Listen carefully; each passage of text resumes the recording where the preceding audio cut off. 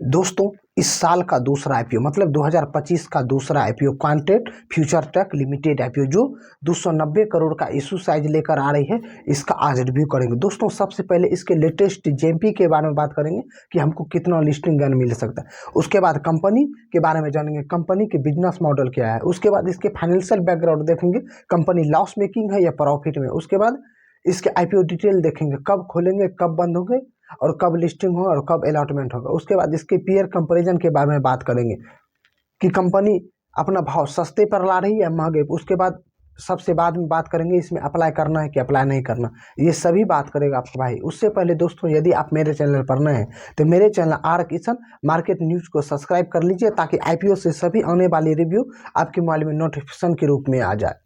इसका latest GMP के बारे में बात करें तो आज के डेट में इसका जीएमपी 60 से 62% के बीच में है। अब दोस्तों इसके काम के बारे में बात करते हैं। ये जो इनकॉर्पोरेट हुई थी मतलब स्थापना हुई है वो 2015 में हुई है और ये काम जो करती है दोस्तों वो रेलवे के सिग्नल पर कार्य करती है। मतलब ये सिग्नल में जो वायर लगते हैं वो भी वायर ये बनाती है। मतलब बड़े बड़े वाहनों में भी जो मतलब वायर लगते हैं वो बनाते हैं, मतलब उच्च क्वालिटी के वायर बनाते हैं। काम तो इसका बढ़िया है और ट्रेन को यातायात सुविधा देने में ये प्रदान करती है। अब दोस्तों इसके फाइनेंशियल बैकग्राउंड देख लेते हैं, कंपनी लॉस मेकिंग है या प्रॉफिट में।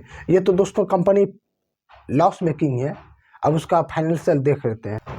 इसका टाइम पीरियड जो दिया गया 31 मार्च 2022 से लेकर 31 मार्च 2024 तक का और लास्ट 6 मंथ 30 सितंबर 2024 तक का। दोस्तों सबसे पहले यदि इसके एसेट्स के बारे में बात करें तो 112 से 118 के बाद 142, उसके बाद 149। इसका एसेट्स तो बढ़ा है। अब इसके रिवेन्यू के बारे में बात कर लेते हैं। 112 से 118 फिर 142 फिर 149 तक गया। ये भी पॉजिटिव पॉइंट है क्योंकि ये भी बढ़ा है। लेकिन सबसे बड़ा गड़बड़ी जो है दोस्तों इसके प्रॉफिट टैक्स में है। प्रॉफिट में जो दोस्तों 1 से 94 मतलब 1.94 करोड़ ये 2022 में प्रॉफिट जनरेट किया था। फिर 2023 में लगभग 14 करोड़, 24 में 15 करोड़ और इधर 6 मंथ में ये माइनस में 12 करोड़ प्लस चली गई है। ये थोड़ी निगेटिव पॉइंट है लेकिन ओवरऑल इसका काम डिमांडिंग ही है। नेटवर्थ 15 से 29, 29 से 44, उसके बाद 34 और इनके पास टोटल कैश जो उपलब्ध है मात्र 4 करोड़ रुपया और टोटल उधारी लगभग 100 करोड़ मतलब 98 करोड़ इन पर आज डेट तक में उधारी है। अब इसके आरओई और आरओसी के बारे में बात कर लेते हैं। इसका आरओई 33% है और आरओसी 26% का और डेप्ट पर इक्विटी 1.86 का। आरओएनडब्ल्यू जो है 33 का, पैंट मार्जिन 9.68 और प्राइस टू वेक वैल्यू लगभग 19 मतलब 19.73 का है।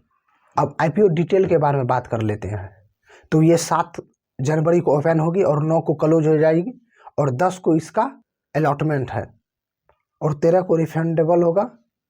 14 जनवरी को इनका लिस्टिंग है और टोटल इशू साइज 290 करोड़ का और फ्रेश इशू भी 290 करोड़ का है। फेस वैल्यू 10 रुपया पर शेयर है और प्राइसमेंट जो रखा गया दोस्तों 275 से 290 रुपया के बीच और टोटल ये 50 शेयर का एक लॉट होने वाला है। मतलब ये 14,500 रुपये लगेंगे एक लॉट अप्लाई करने के लिए।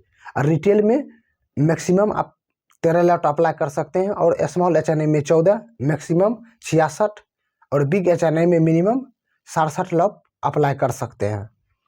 अब दोस्तों इसके पीयर कंपैरिजन के बारे में तो इसके जो अभी पी रेशियो है वो लगभग 63 का है।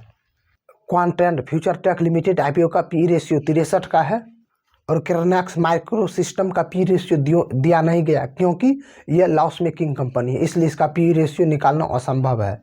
एचबीएल पावर का 61 का, अपार इंडस्ट्रीज 49, पॉलीकैब इंडिया लगभग 65 का पी रेशियो है।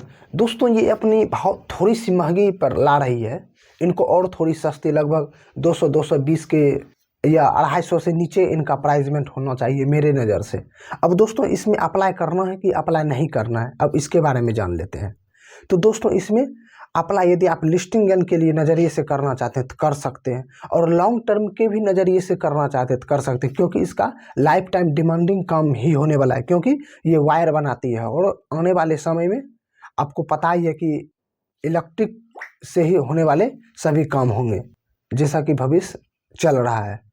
यदि आप लिस्टिंग गेन के लिए भी कर रहे हैं तो आप 60% यदि लिस्टिंग हो गया 60% पे, या 70 या 50 से प्लस पर भी लिस्टिंग होता है तो आप ऐसा भी कर सकते हैं, आधा शेयर रख के आधा सेल कर सकते हैं। ये भी आप स्ट्रैटेजी अपना सकते हैं। दोस्तों, यदि इस वीडियो से आपको कुछ भी हेल्प मिला हो तो मेरे चैनल को सब्सक्राइब कर लीजिए और बेल आइकन को दबा दीजिए, ताकि आपको इस वीडियो से कुछ तो मिला ही होगा। और अपना एनालिसिस जरूर लगाएं कोई भी आईपीओ में अप्लाई करने से पहले।